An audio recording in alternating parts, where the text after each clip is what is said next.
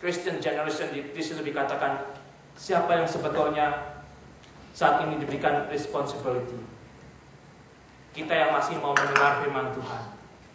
Orang tua yang masih mau mendengar firman Tuhan. Itu responsibility kita, saudara. Kita menjadi contoh bagi mereka. Untuk kita mengajarkan firman Tuhan. Untuk kita mendoakan anak-anak kita. Untuk kita mendoakan generasi yang akan datang, saudara. Pekerjaan Tuhan itu sebetulnya bukan pekerjaan seorang pendeta hamba Tuhan dan sebagainya, tetapi pekerjaan orang yang sudah diselamatkan. Karena mereka tahu.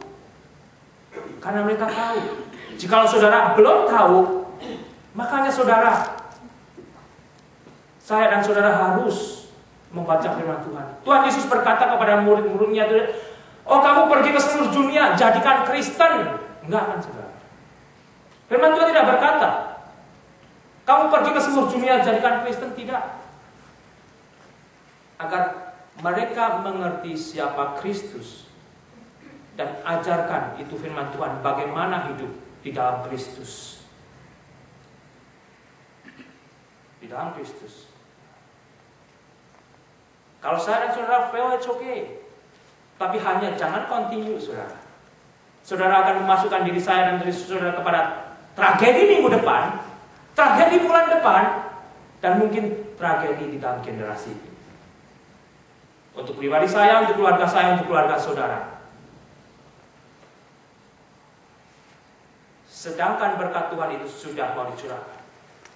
Sudah ada di depan mata saudara. Maukah saudara menerima? Agar kita memang menjadi orang-orang yang diberkati. Karena kita mau melakukan perintah Tuhan. Lebih baik mereka yang taat daripada mereka yang hanya sekedar memberikan persembahan. Banyak orang bisa mempersembahkan jumlah yang gede. Tetapi kalau mereka tidak mentaati firman Tuhan, apa gunanya sebetulnya persembahan itu? Tetapi jika seseorang mentaati firman Tuhan, orang itu akan tahu bagaimana memberi. Saudara. Orang itu akan tahu bagaimana mempersembahkan seluruh hidupnya melalui apa yang Tuhan berkatkan. Saudara. Jika kembali di sini sebetulnya saya dan saudara diingatkan, keselamatan yang begitu besar itu sudah dianugerahkan di dalam Kristus Yesus. Dia akan kembali, saudara. Di dalam perintah petunjuk hidup baru tadi, dia akan kembali. Di dalam waktu yang saya dan saudara mungkin lagi leha-leha, mungkin lagi cekakak-cekikik seperti waktu Nuh, saudara, tidak memikirkan Tuhan. Oh, Tuhan kan nggak kelihatan. Hati-hati, saudara.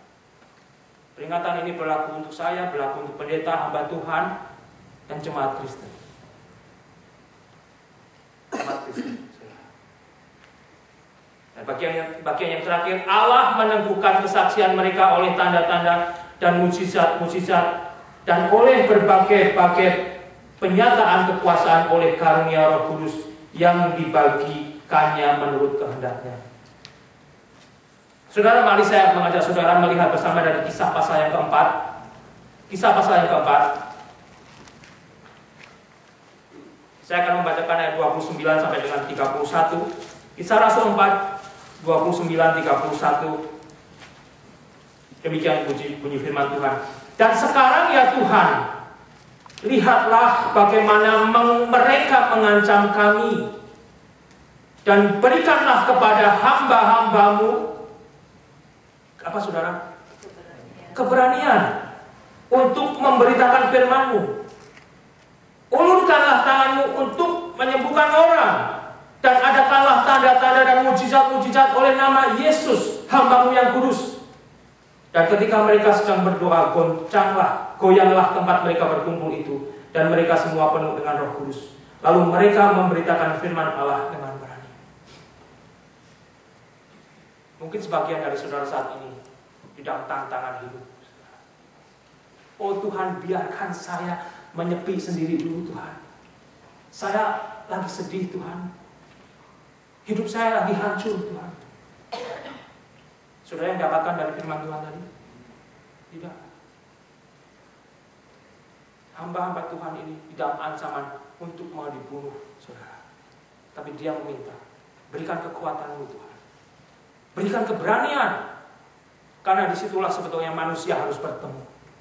Keselamatan di dalam Kristus Yesus yang boleh melampaui kehidupannya. Mati dan hidup di dunia ini, saudara. Itu yang saya dan saudara harus teruskan. Itu yang saudara dan saya harus lakukan kepada generasi kita ke depan. Mati dan hidup di dunia ini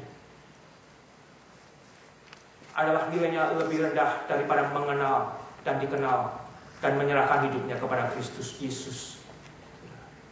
Bukan berarti kita tidak peduli, bukan di situ tempatnya. Tetapi bagaimana saya dan saudara saat ini menghadapi dunia yang sudah begitu di bawah arus, kehidupan orang Kristen, jemaat Kristen yang sudah begitu di bawah arus itu, saudara.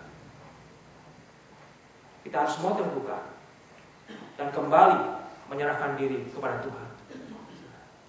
Apa yang menjadi masalah saudara, jangan saudara kira dengan saudara meninggalkan gereja, persekutuan, kerja double-double, itu adalah jawabannya. Belum tentu, saudara. Saudara dapat kerjaan 3 job, besoknya mati. What can you do? Bukan berarti saudara meninggalkan tanggung jawab keluarga, bukan. Tapi prioritas biarlah Tuhan itu tetap menjadi Tuhan saudara. Yesus itu biarlah menjadi Tuhan yang sudah turun ke dalam dunia menyelamatkan saya dan saudara. Yang sudah menjanjikan Roh Kudus-Nya untuk menolong kita, saudara. Itu terbuka bagi saya, itu terbuka bagi saudara. Adakah kita mau? Adakah kita mau? Adakah saudara mau? Adakah saudara mau, saudara? Sehingga benar saat ini, maukah saudara dan saya sebetulnya lebih memperhatikan firman Tuhan? Maukah saudara sebetulnya saat ini dijadikan murid Yesus? Kalau saudara tidak mau, ya saudara tidak akan dikenakan tiket. Saudara tidak akan dituntut. Saudara, pilihan ada di dalam diri saya, pilihan ada dalam diri saudara. Saudara sudah tahu bagaimana saudara akan mendapatkannya. You sow what you reap.